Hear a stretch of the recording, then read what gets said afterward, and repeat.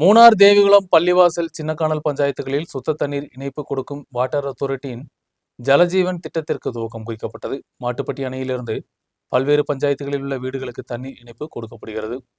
இடுக்கி மாவட்டத்தில் மூணார் தேவிகுளம் பள்ளிவாசல் சின்னக்கானல் போன்ற பஞ்சாயத்துகளில் சுத்த தண்ணீர் கொண்டு வரும் வாட்டர் அத்தாரிட்டியின் ஜலஜீவன் திட்டத்திற்கு தொடக்கம் குறிக்கப்பட்டது. மாட்டுப்பட்டி அணையிலிருந்து சேகரிக்கப்படும் தண்ணீர் பல்வேறு பஞ்சாயத்துகளில் வீடுகளுக்கு கொண்டு சேர்க்கும் திட்டம் நடைமுறைப்படுத்தப்பட்டது. இதற்காக மாட்டுப்பட்டியில் தண்ணீர் சுத்திகரிப்பதற்கான பிளான்ட், நீர் தொட்டிகள் போன்றவை அமைக்கப்படும். மூணார் பள்ளிவாசல் பஞ்சாயத்துகளில் வேலைகள் இப்போது நடத்தப்படுகிறது.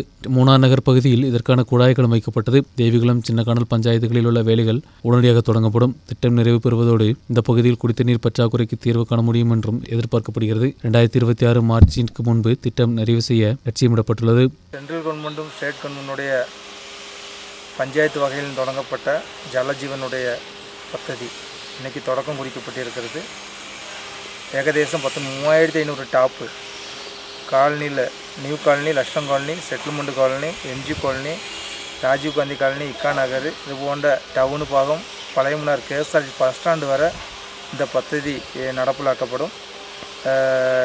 இதனுடைய ஏகதேசம் மாட்டுப்பட்டி டாம்பில் இருந்தும் அதே போல் இன்னும் 2 டாம்பு செக்கு டாம்பில் இருந்து தான் அந்த தண்ணி இங்கே ஃபில்டராக்கி கொண்டு வந்து இந்த பദ്ധதி நடப்பிலாக்கப்படும் என்று கரார்கான் சொல்லியிருக்காங்க.